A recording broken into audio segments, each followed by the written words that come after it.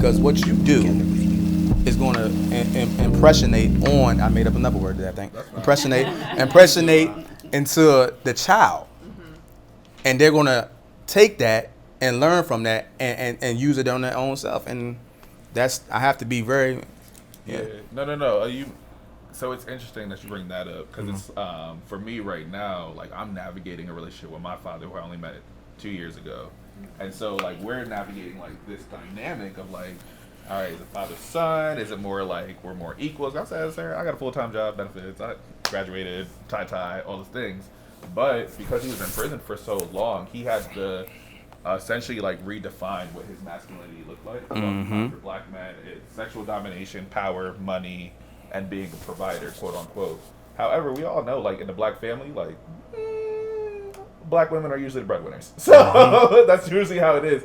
But for him, when he came out, he was like, oh, I need to find a different way of finding masculinity, thinking about fatherhood, because it's not the same way that I thought before. So even then, like, in prison for 24 years is now like, oh, I now need to figure out, like, what does masculinity look like to me? What does manhood look like to me? What does fatherhood look like to me? But he completely is guided more so. First conversation we had was about Sada Shakur, like outside of first conversation of Mita, and we got into that and just like, oh, there is a respect that he has, but he's like, no, I need to navigate this completely different. And so for him, he's building out his own idea of masculinity, and they're from Puerto Rico, so they'll definitely just be like, oh, I'm machismo, So I'll be like, oh, calm down. Right. But it's a very real thing. So it's been fascinating being raised by a mother and him coming later in life, because there are things that I'm teaching him, and he's like, oh, that's good. I like that. Let me take this too. So it is an interesting like give and take, but he is actively rejecting whatever this idea of masculinity is, because he had to essentially build up from the ground, because prison will break somebody down to their purists. They're just finding themselves more because they have everything essentially taken away.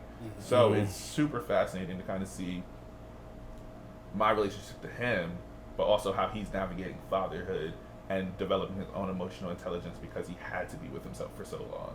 So it's a very fascinating thing that you just made me think about as you were talking about your experience. No, I can definitely dig it. I do think that when you're at your lowest point, you are open to the greatest change. So that's. I'm sorry that you had to go through that.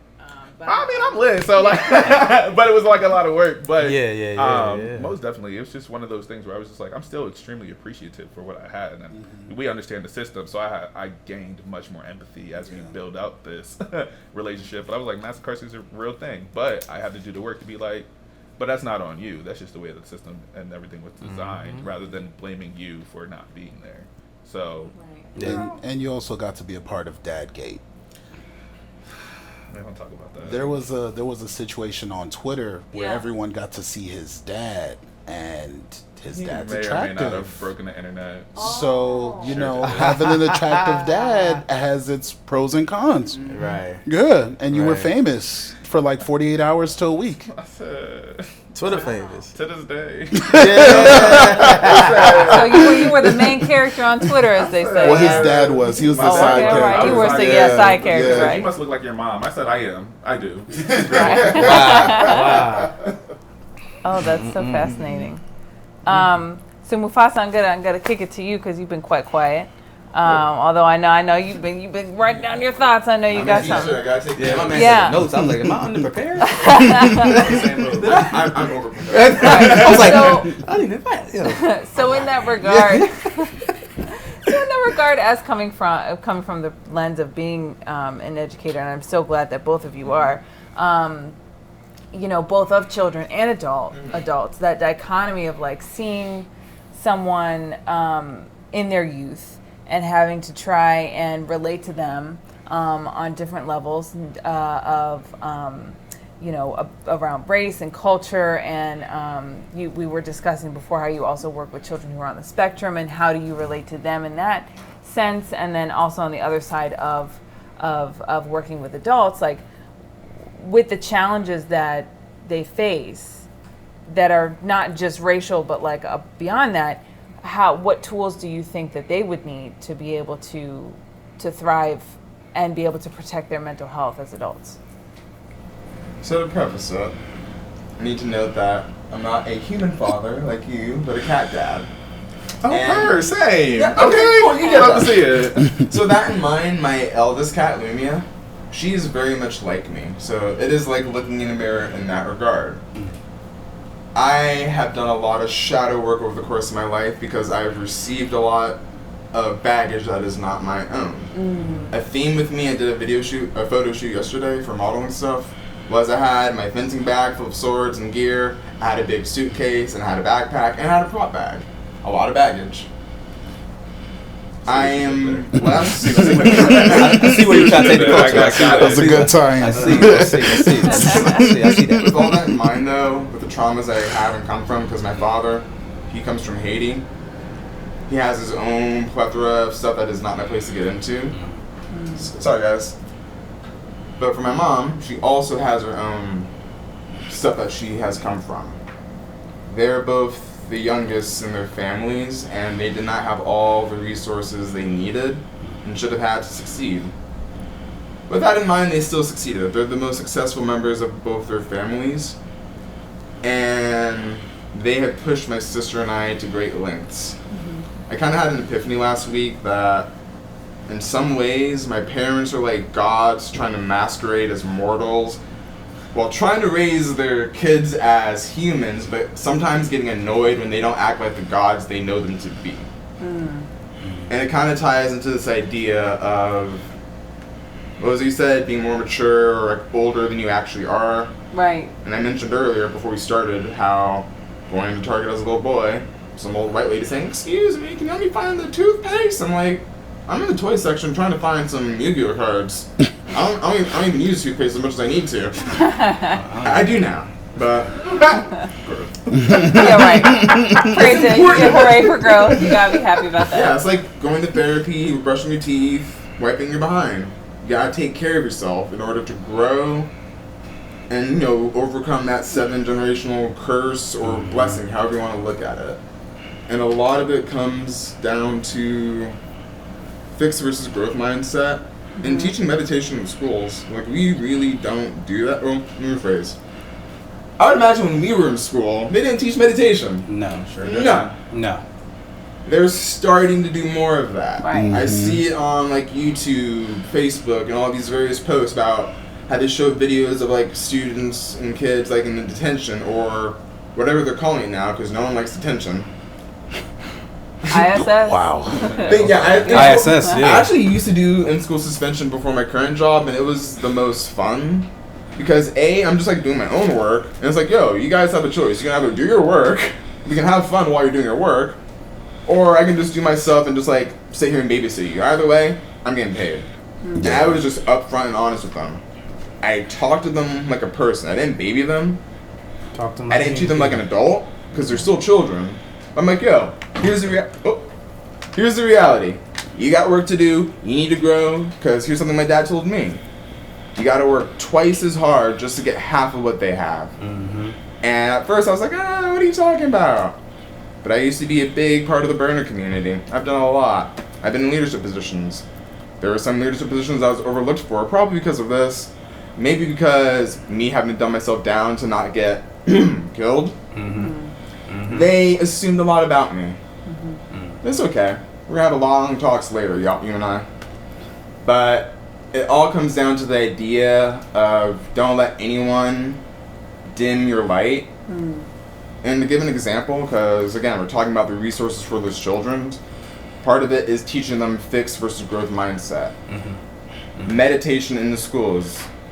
You already touched on this. Communicating. Me as an educator, I was teaching 2 children on the spectrum because I work in a special needs school. The very first week when I was working with them, I was like, hey guys, I will always admit when I mess up something, because for me, I had to teach English. Here's what I taught over the course of the pandemic from October up until now.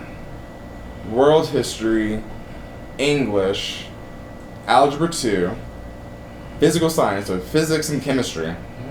And I had to teach health class to one of the 2 students. So I had to go and talk about, keep in mind, 2 white kids. Hey, harm reduction, the war on drugs, gender identity, all of these uncomfortable conversations. But for me, I have been uncomfortable all my life. But I've had to put on the facade of, oh, I'm good, I'm fine. How you doing, fam? I've been uncomfortable around my own family, my extended family, around friends, schools, around black people, white people. I've been uncomfortable around everyone. But for the first time in my life, I'm just setting those boundaries in a healthy way and also not letting people steal my energy. And there's something a friend of mine, ironically, a white British kung fu meditation yogi guru guy, but he's just so soulful. You know what I'm talking about? He taught me about the idea of encapsulation, which helps you just like go back in time mentally to those moments of trauma and just, you know, eat that and take the energy back that was taken from you. So I'm trying to do more of that and really just pass on that information and knowledge. Because there's a lot we're taught in school systems, and some of you can get mad at me for this. You're basically taught to be enslaved and serve the society. Yeah. Go ahead Talk to and him. dislike and... Talk to him. That's correct. Yeah, just true. This is the truth. That's correct. You're taught. Kanye West said it a while ago. At first I was mad. That's it. But the idea of slavery being a choice. Yeah. And I'm like... You're raised, you're raised to fit in. Yeah. But I see where he was going with that, especially now. Right. Because of the idea of how you have the kings of various African tribes and empires who, oh, I don't like that tribe, let's just sell them to these white men who are coming here. But if they knew, and I kind of got into it with my student about this, it was like, oh, you can't assume. I'm like, if they had future vision and they knew what would come and the humiliation of, you know, of how people perceive Africa, they would have been like, no, I need to get out. Right. And I think that's where I'll end it for me on that point, in terms of what's needed. They need to know their history. And honestly, they need more of the resources a lot of these white kids who don't have as many of these problems have, in terms of, hey, testing to see if they're on the spectrum, or testing whatever issues they have, or hey, rather than shaming black people for using drugs and substances, let them do what they need to do to deal with this reality. Harm reduction model. Right, and then also getting to the stem of why they're even turning to those substances and methods of coping in the first place. You know, what are they? It's a form of escapism. You know, like what are they escaping from? Right, exactly. Well, you know, substance abuse is super stigmatized anyway, so it's right. okay. When you say stigmatized, though, define that. Yeah. Like expound on that. Yeah. Stigmatized, like as this bad thing, that's negative thing that you're using drugs. You feel what I'm saying? The connotations behind it, the isms, the type of words we use to describe folks who are using certain substances, things of that nature. But alcohol is readily available, and cigarettes are readily available. The fact that it's intentionally manufactured in terms of the war on drugs to have people think of these things a certain way, because we don't get mad when Jenny down the block is taking Xanax, but when Jerome is smoking because he has anxiety, he has to support his 3 siblings, and he doesn't know where his family is or his parents because of how life has been unkind to him up until that point. How many years in prison for like an ounce or like a little gram? Right. Yeah. I told the officer one time, I said, he was like, oh man, some great people that I know from he was talking about my area, my county or whatever.